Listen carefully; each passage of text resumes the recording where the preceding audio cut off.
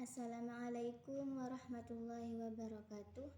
Alhamdulillahirabbil alamin wassalatu wassalamu ala asyrafil anbiya'i wal mursalin sayyidina wa habibina wa syafi'ina wa maulana Muhammad sallallahu alaihi wasallam ajma'in. Amma ba'du. Yang saya takdimi kepada Ketua Yayasan Pondok Pesantren Zainul Hasan Genggong Al-Mukarram Kyai Haji Mutawakkil Allah SHMM, dan yang saya hormati kepada Bapak Rektor Universitas Islam Zainul Hasan Genggong, yakni Associate Profesor Dr. Abdul Aziz Wahab BMAG. Perkenalkan, nama saya Delita Oktavia. Saya dari program studi Pendidikan Agama Islam dan Fakultas Tarbiyah, dari Fakultas Tarbiyah. Di sini saya akan mempresentasikan proposal saya yang berjudul Metode Sorogan dalam Pembelajaran Membaca Kitab Kuning di Pesantren Zainul Hasanain Genggong. Dan latar belakang penelitian ini yaitu pesantren merupakan lembaga pendidikan yang tertua di Indonesia. Pembelajaran kitab kuning menjadi ciri khas utama pendidikan pesantren.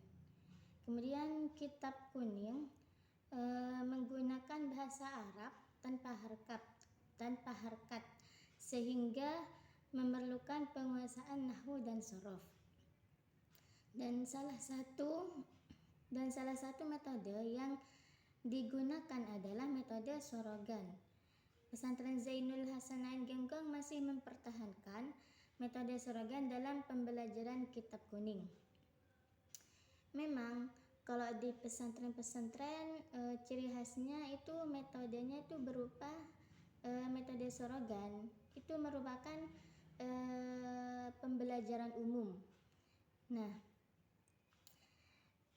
kemudian di sini memang metode sorogan itu umum digunakan di semua pesantren dan juga merupakan ciri khas tradisional yang ada di pondok-pondok lain. Dan di pondok-pondok lain metode sorogan itu digunakan. Nah, setiap pesantren itu memiliki karakteristik dan sistem penerapannya yang berbeda.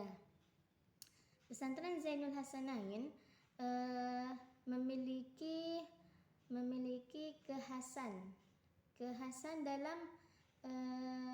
dalam pelaksanaan metode sorogan yang menarik untuk diteliti lebih mendalam.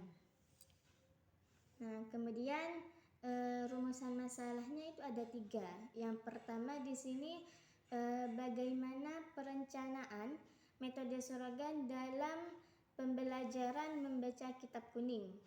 Kemudian yang kedua itu ada bagaimana pelaksanaan metode sorogan dalam pembelajaran kitab kuning. Kemudian yang ketiga yaitu bagaimana evaluasi metode sorogan dalam pembelajaran kitab kuning. Dan tujuan penelitian ini yang pertama yaitu menganalisis perencanaan metode sorogan dalam pembelajaran membaca kitab kuning. Kemudian yang kedua yaitu mengkaji pelaksanaan metode sorogan dalam pembelajaran membaca kitab kuning. Kemudian yang ketiga itu ada mengetahui evaluasi metode sorogan dalam pembelajaran membaca kitab kuning. Nah, kemudian di sini ada juga kajian terdahulu. Nah, kajian terdahulu di sini ada 6. Yang pertama yaitu penelitian oleh Norma Yulianti Ikhwan Aziz dan Rina Midahayati. Nah, 2024. Dengan judul penerapan metode sorogan dalam meningkatkan kemampuan membaca kitab kuning Pondok Pesantren Wali Songo. Dan persamaan pada penelitian ini yaitu sama-sama sama-sama membahas metode Sorogan dalam kemampuan membaca kitab kuning santri.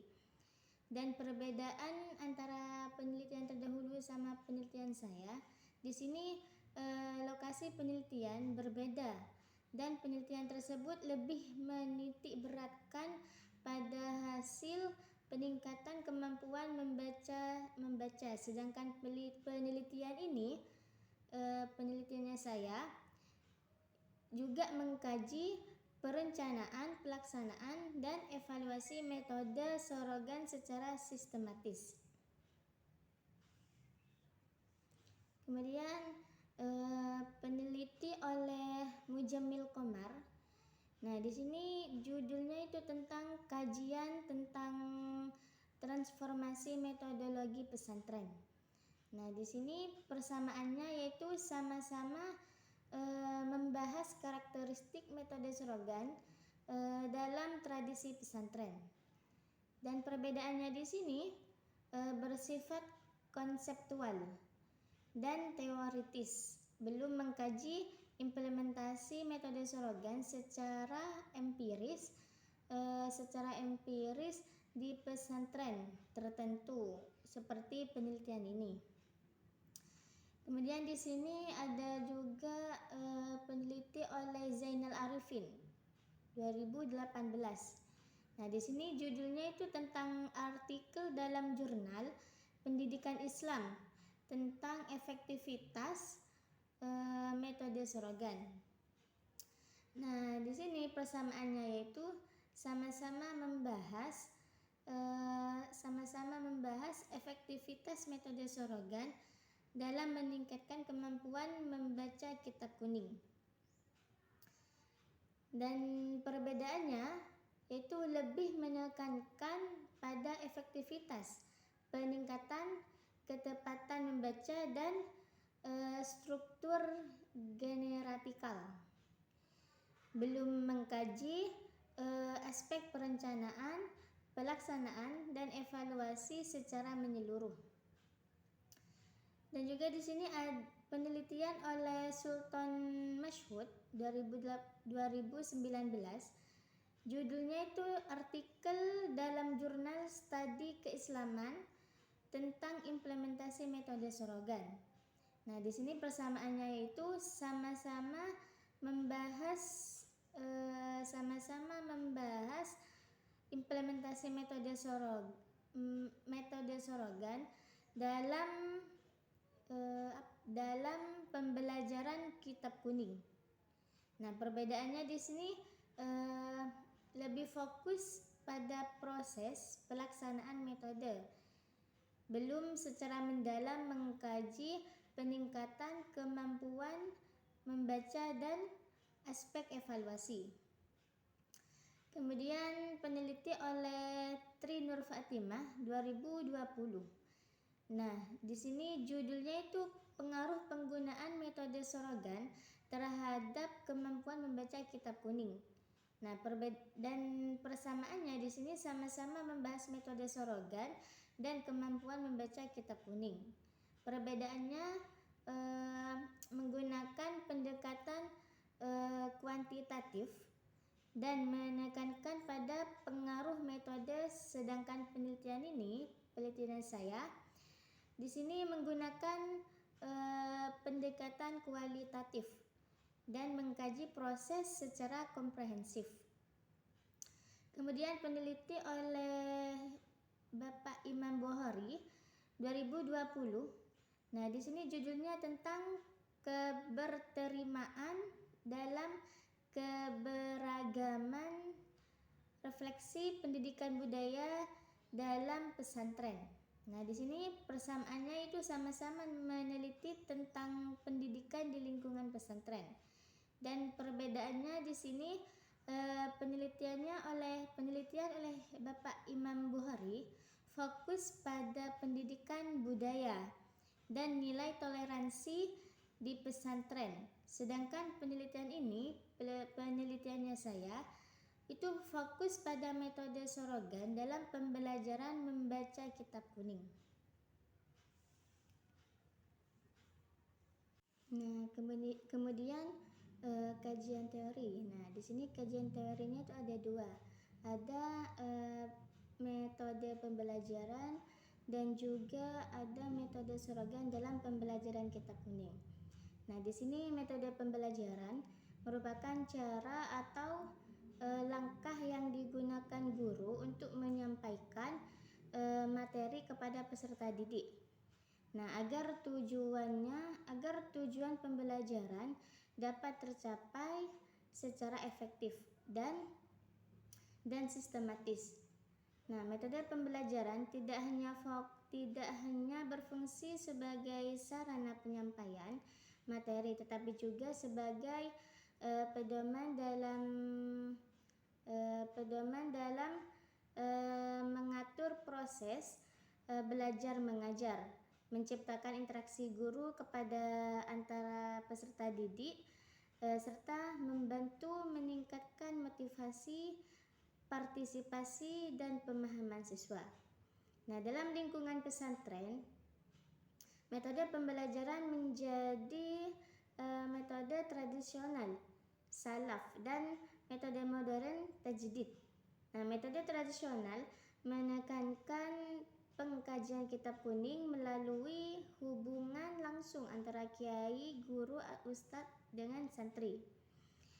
Nah, sedangkan metode modern merupakan bentuk inovasi pembelajaran yang menyesuaikan perkembangan zaman tanpa meninggalkan tradisi pesantren. Nah, salah satu metode tradisional yang penting dalam pembelajaran kitab kuning adalah metode sorogan. Nah, yaitu metode pembelajaran individual di mana santri membaca kitab di hadapan guru, kemudian guru memberikan koreksi dan penjelasan secara langsung.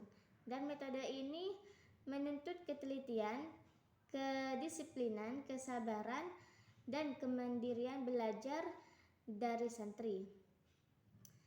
Nah, kemudian di sini pelaksanaan metode sorogan meliputi 3 tahap utama, yaitu perencanaan pembelajaran, pelaksanaan pembelajaran, dan evaluasi pembelajaran.